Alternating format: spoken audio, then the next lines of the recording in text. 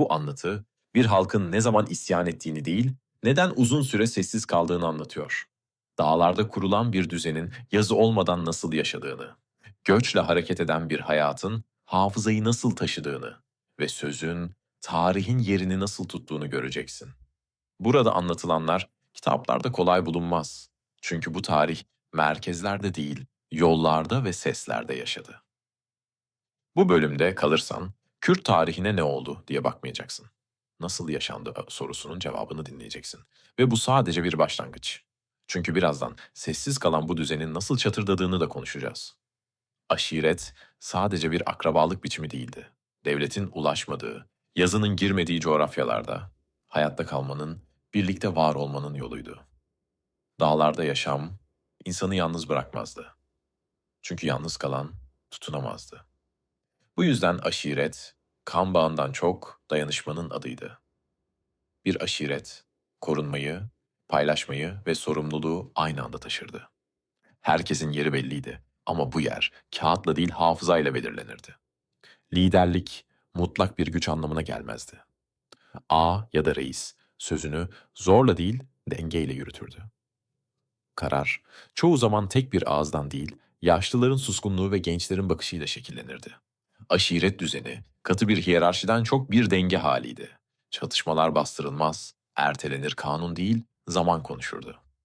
Bu yapı dışarıdan bakıldığında ilkel sanıldı. Oysa kendi içinde son derece karmaşık, yüzyıllar boyunca sınanmış bir sistemdi. Aşiret, insanı sadece korumazdı, kimlik kazandırırdı. İnsan önce kendini değil, ait olduğu bütünü söylerdi. Dağlarda yaşayan bu düzen yazılmadı ama unutulmadı. Çünkü bazı düzenler taşın üstüne değil, insanın içine kazınır. Bu düzen mekana bağlı değildi.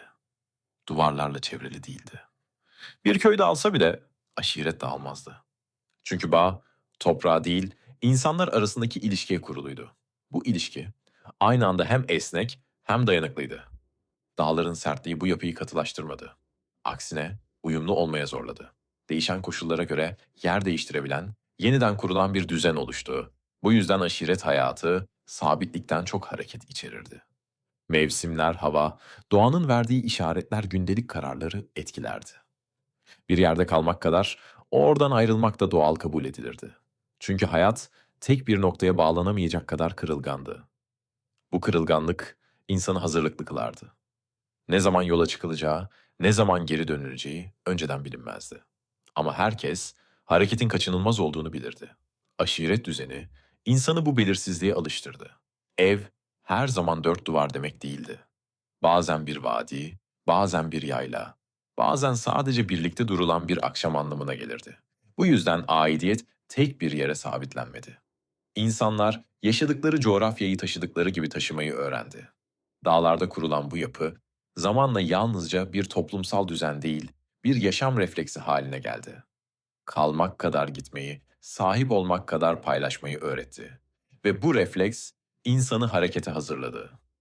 Çünkü dağlarda yaşam hiçbir zaman tamamen durmazdı. Düzen korunur ama hayat yoluna devam ederdi. Bu yol bir sonraki adımda insanı göçe götürdü. Dağlarda yaşam durağan değildi. Toprak sabit olsa da hayat hareket halindeydi. Bu yüzden göç bir zorunluluktan çok yaşamanın biçimi haline geldi. Göç kaçmak anlamına gelmezdi. Aksine doğayı izlemekti. Mevsimleri okumak, toprağın ne zaman yorulduğunu anlamak, hayvanın nerede yaşayabileceğini bilmekti. Hayvancılık, Kürt toplumunda yalnızca bir geçim kaynağı değildi. Zamanı düzenleyen bir pusulaydı. Yıl, takvimle değil, yaylaya çıkış ve dönüşle ölçülürdü. İlkbahar geldiğinde hareket başlardı. Sürülerle birlikte insanlar da yürürdü. Bu yürüyüş plansız değildi. Yollar belliydi, duraklar belliydi. Ama bu bilgi hiçbir haritada yer almazdı.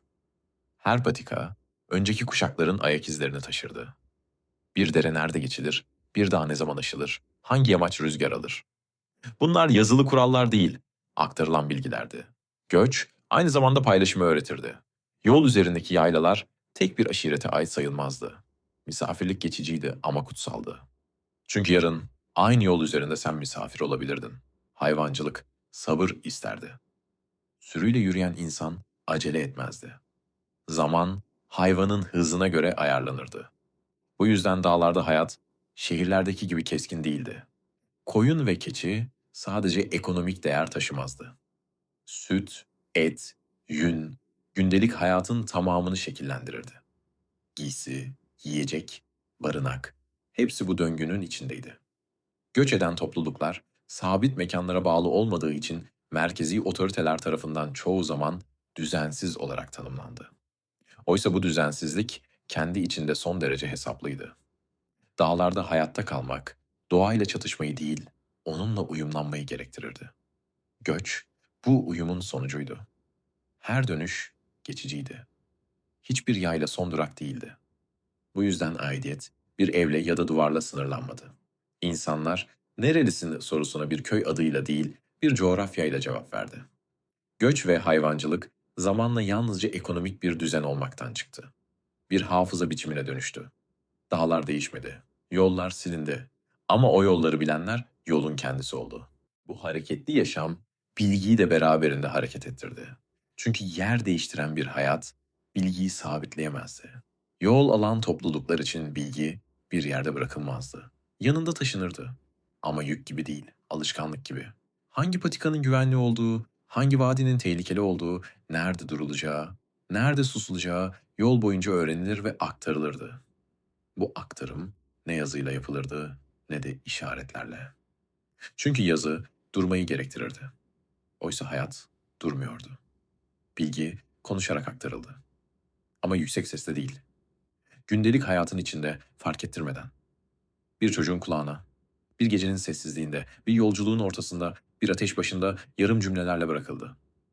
Bu yüzden hatırlamak özel bir çaba değildi. Yaşamanın parçasıydı. Göç eden toplumlarda unutmak daha tehlikeliydi. Çünkü unutulan her bilgi bir sonraki yolculukta hayati bir boşluğa dönüşebilirdi. Bu boşluk sadece yön kaybettirmezdi. Hikayeyi de eksiltirdi. Zamanla hareket eden hayatın kendine ait bir hafızası oluştu. Ama bu hafıza taşa kazınmadı, kağıda yazılmadı. İnsanların sesine yerleşti ve böylece göçle şekillenen bu yaşam kendi anlatı biçimini yarattı. Bu anlatılar yol kadar eskiydi. Ama yol gibi hep değişerek aktı. İşte bu noktada dağlarda kurulan düzenin en kalıcı taşıyıcısı ortaya çıktı. Söz. Ve söz, birazdan göreceğimiz gibi bir kültüre dönüştü. Yazının ulaşmadığı yerlerde hafıza başka bir yol bulur. Dağlarda bu yol sözle açıldı. Sözlü kültür bir eksiklikten doğmadı, bir tercihti. Çünkü yazı sabitler, söz ise hareket eder. Göç eden, yer değiştiren, sınırlarla çevrelenmeyen topluluklar için bilginin taşınabilir olması gerekiyordu. Bu yüzden bilgi, kitaplarda değil, insanların içinde taşındı. Hikayeler sadece anlatmak için anlatılmadı. Yön gösterdi. Geçmişi hatırlattı. Neyin yapılacağını, neyin yapılmayacağını öğretti. Bir anlatı, bir aşiretin kökenini, bir yolun neden seçildiğini, bir düşmanlığın ya da barışın sebebini aynı anda barındırabilirdi. Sözlü kültürde tekrar yoktu. Aynı hikaye her anlatıldığında değişirdi ama özü kaybolmazdı. Çünkü önemli olan kelimeler değil, aktarılmak istenen duyguydu. Bu kültür hafızayı canlı tutardı. Unutmak yalnızca bireysel bir kayıp sayılmazdı. Topluluk adına bir eksilme olarak görülürdü. Yaşlılar bu yüzden konuşurdu. Sözleri uzun, sessizlikleri derindi. Gençler dinlerdi. Çünkü bilginin zamanı aceleye gelmezdi. Masallar, destanlar, anlatılar gerçekle hayali ayırmazdı. İkisi iç içeydi. Çünkü amaç tarih yazmak değil, hafıza taşımaktı. Bir olay olduğu gibi anlatılmazdı. Nasıl hatırlandığı anlatılırdı. Bu yüzden sözlü kültür duygularla birlikte aktı. Bu yapı dışarıdan bakıldığında belirsiz göründü. Ama kendi içinde son derece tutarlıydı. Herkes neyin neden anlatıldığını bilirdi. Sözlü kültür insanı geçmişe bağlamazdı yalnızca. Onu bugün de tutar, geleceğe hazırlar. Dağlarda yaşayan bu hafıza taşa kazınmadı ama silinmedi. Çünkü bazı bilgiler ancak konuşarak yaşar. Yazının olmadığı yerde hafıza başka bir biçim alır. Dağlarda bu biçim sesle kuruldu. Yazının olmadığı yerde hafıza başka bir biçim alır. Dağlarda bu biçim sesle kuruldu. Bu geleneğe dengbej denir. Dengbejlik bir sanat dalı olarak ortaya çıkmadı. Bir sahne için doğmadı. Bir alkış için şekillenmedi. Bir ihtiyaçtan doğdu. Unutmamak için. Kaybolanı geri çağırmak için. Yaşananın bir daha kimse tarafından inkar edilememesi için. Dengbej bir şarkıcı değildi. Bir ozan da değildi. O, yaşananlara tanıklık eden sesti. Bir köy yakıldığında bu olay bir belgeye yazılmazdı. Ama bir dengbejin sesine girerdi. Ve o ses yıllar sonra bile aynı acıyı taşıyarak anlatırdı. Dengbej anlatıları zamanı düz bir çizgi olarak görmezdi. Geçmiş, şimdi ve gelecek aynı sözün içinde yan yana dururdu. Bir hikaye anlatılırken yüzyıllar önce yaşanmış bir olay bugünün duygusuyla birleşirdi. Çünkü önemli olan ne zaman olduğu değil, nasıl hatırlandığıydı. Bu yüzden dengbejlik sadece bilgi aktarmak değildi. Bir duyguyu koruma biçimiydi. Anlatılan her hikaye bir olayın kronolojisinden çok insanlar üzerinde bıraktığı izi taşırdı. Kimin haklı olduğu değil, kimin ne kaybettiği önemliydi.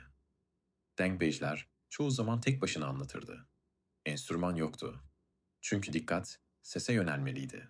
Söz, müzik tarafından taşınmamalı, bizzat müziğin kendisi olmalıydı. Ses, yükselir, düşer, kırılır, titrerdi. Bu titreşim dinleyenin hafızasına kazınırdı.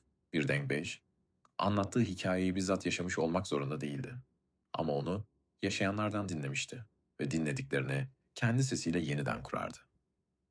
Bu aktarımda mutlak bir doğru aranmazdı. Ama samimiyet şarttı. Çünkü yalan söz seste uzun süre yaşayamazdı.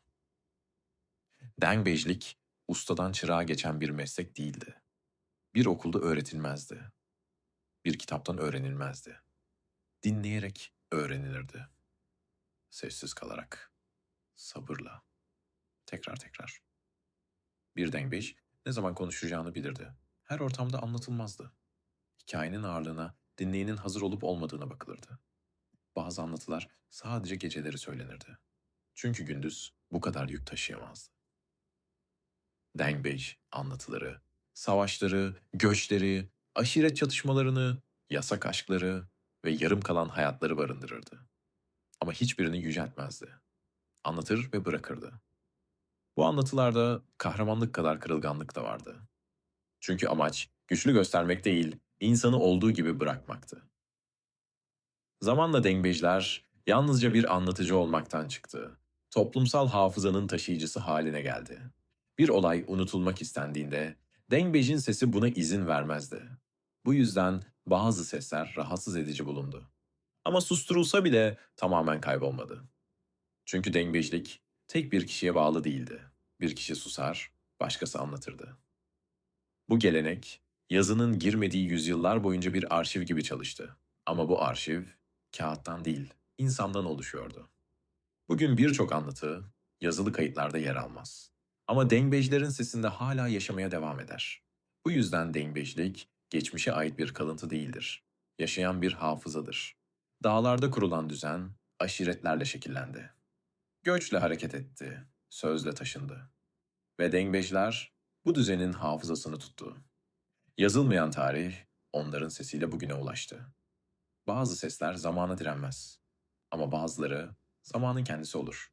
Dağlarda kurulan bu düzen yüzyıllar boyunca kendi ritmiyle yaşadı. Ama zamanla bu sessiz yapı merkezin dikkatini çekti. Bir sonraki bölümde 19. ve 20. yüzyılda yaşanan kırılma anlarına bakacağız. Merkezileşme çabaları, ayaklanmalar, devlet ile toplum arasındaki gerilim ve kimlik üzerindeki baskılar. Sessiz kalan seslerin ilk kez bu kadar duyulur olduğu bir döneme geçiyoruz. Bu anlatının devamı için takip etmeyi, izlediklerini paylaşmayı ve düşüncelerini saygı çerçevesinde yorumlara bırakmayı unutma. Aynı zamanda Sessiz Hikayeler kanalında yeni başlayan halk arasında çingene olarak tabir edilen romanların tarihi serisi de yazılmamış hafızayı başka bir coğrafyada takip ediyor.